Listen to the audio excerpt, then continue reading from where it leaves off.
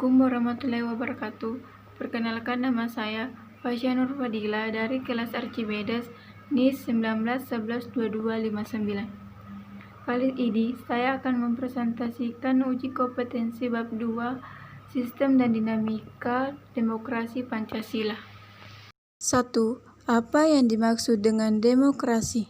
Menurut Abraham Lincoln, demokrasi adalah sistem pemerintahan dari rakyat oleh rakyat untuk rakyat. Demokrasi adalah bentuk pemerintahan yang dimana semua warga negaranya memiliki hak setara dalam pengambilan keputusan yang dapat mengubah hidup mereka. 2. Jelaskan macam-macam demokrasi. Macam-macam demokrasi ada 3. Yang pertama, berdasarkan penyaluran kehendak. Kedua, berdasarkan hubungan antar kelengkapan negara. Ketiga, berdasarkan prinsip ideologi. Berdasarkan penyaluran kehendak terbagi menjadi 2, yaitu demokrasi langsung dan demokrasi tidak langsung.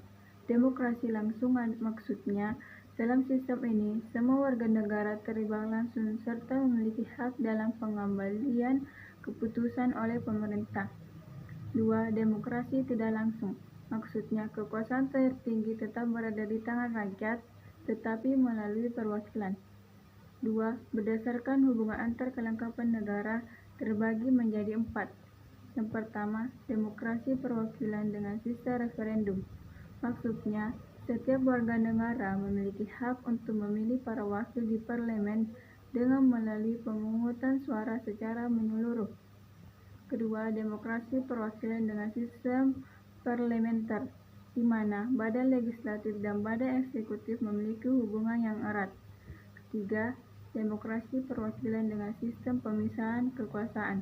Maksudnya, kedudukan badan legislatif dan badan eksekutif berada di tempat yang terpisah dan tidak berkaitan secara langsung. 4. Demokrasi perwakilan dengan sistem referendum dan inisiatif rakyat, di mana sistem ini menggabungkan antara demokrasi secara langsung. Berdasarkan prinsip ideologi terbagi menjadi 3 macam, yaitu 1. Demokrasi liberal, di mana sistem ini memberikan hak kebebasan berpendapat kepada rakyat. Kedua, demokrasi rakyat, di mana sistem demokrasi ini dijalankan dengan paham sosialis atau komunisme. 3. Demokrasi Pancasila adalah sebuah sistem di mana pemerintah yang dijalankan dalam negara didasarkan pada nilai-nilai dalam Pancasila dan berasaskan musyawarah mufakat yang mengutamakan kepentingan umum. Ketiga, jelaskan Soko Guru Demokrasi Universal.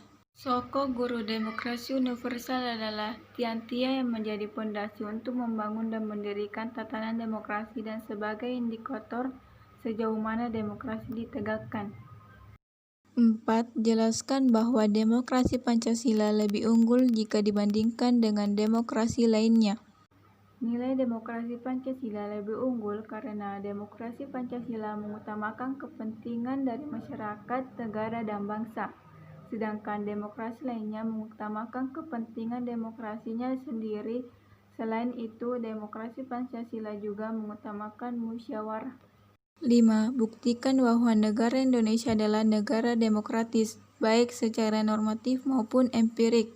Secara normatif, asas demokrasi pada Indonesia dapat dibuktikan melalui manifestasi yang tertera di Pancasila dan bentuk-bentuk formal seperti pemilu langsung.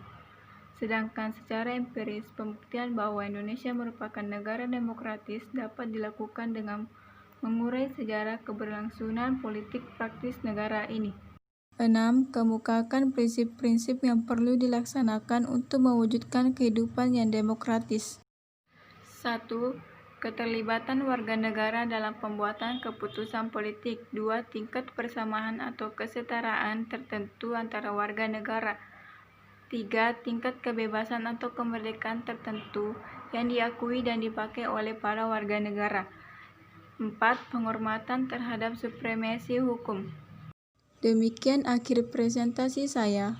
Semoga bermanfaat untuk kita semua.